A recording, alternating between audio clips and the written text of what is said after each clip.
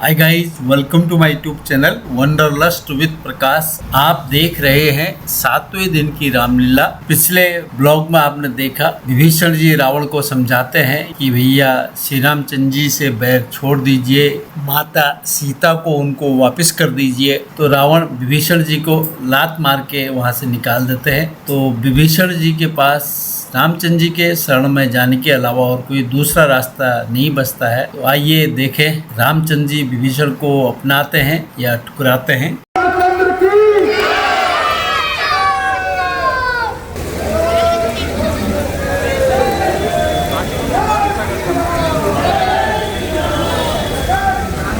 रावण का भाई विभीषण आपकी शरण में आ रहा है। राक्षसी माया जानी नहीं जाती। हे आर्य, मेरी सम्मति से इसे बांधकर भेजना चाहिए। हे सखा,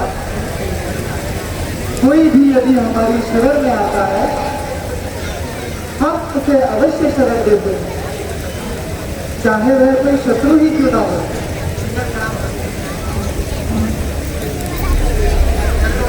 हे प्रभु प्रणाम। हे सखा, हे प्रभु,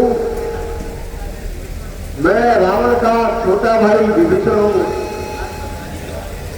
उन्हें लाख समझाने पर रावण नहीं माना और मुझे लात मारकर घर से निकाल दिया। हे प्रभु, मुझे शरण दीजिए, मैं आपकी शरण में आया हूं। हे सखा, तुम आज से हमारे मित्र हो। मैं तुम्हें लंका का नया राजा बनाता हूं और वादा करता हूं कि लंका को जीतने के पश्चात मैं तुम्हारा वहां राज्याभिषेक कराऊंगा।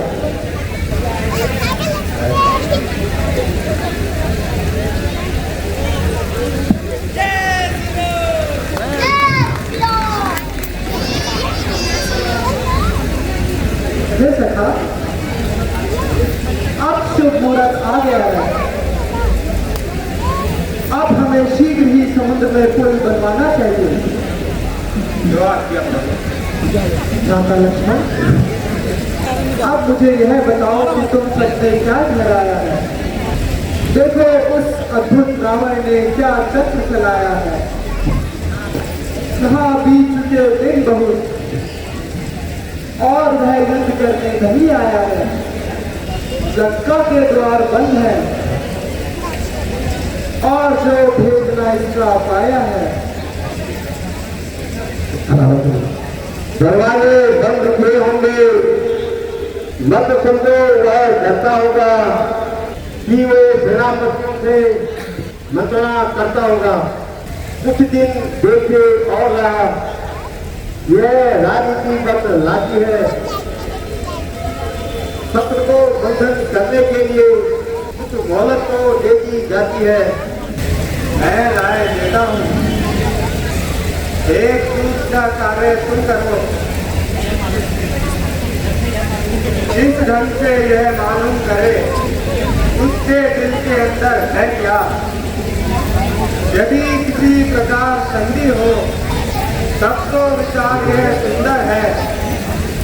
इस कटने मरने से पहले सम्माना उसको बेहतर है।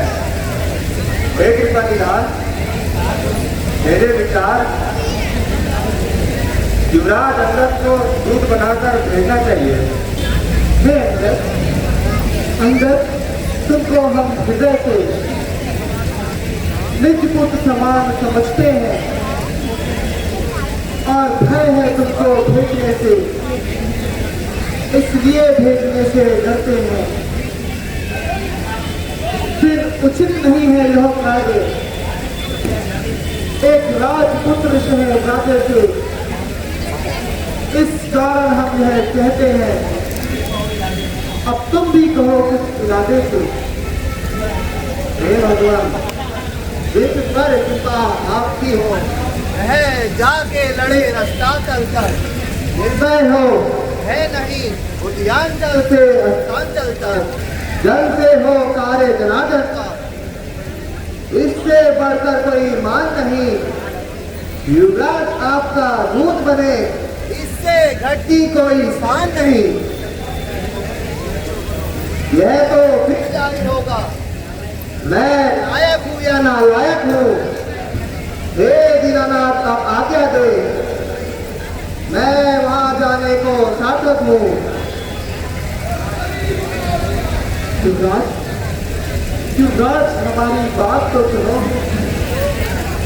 सुनो उस सीधे रास्ते जाना। यहाँ आओ हम तुम्हें समझाएं। तुम हो तो एक खुद असर डाला, कुछ राजनीति, कुछ ज्ञान, कुछ बल भी अपना दिखलाना। युवराज जहां तक संभव हो सब रफा दफा करके जाना। जो आज्ञा भगवान। बोलो श्यावर रामचंद्र की।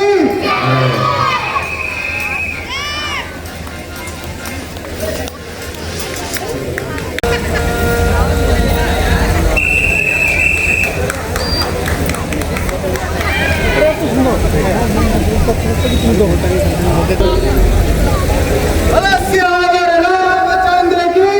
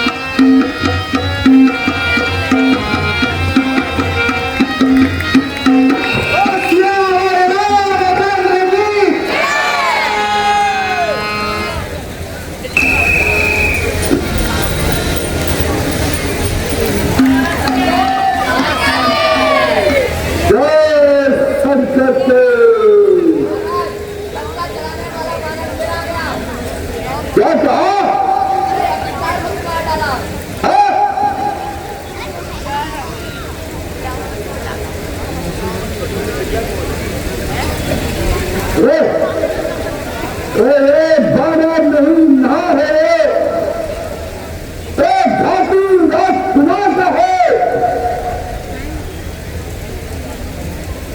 और जिस साले तेईस का और जैसे ऐसे बुलाए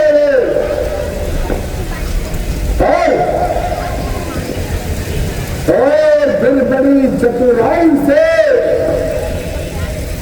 उसको मिलाए अपनी तरफ, दरबार में उसको आने दो और कैसे बात बना ले वो।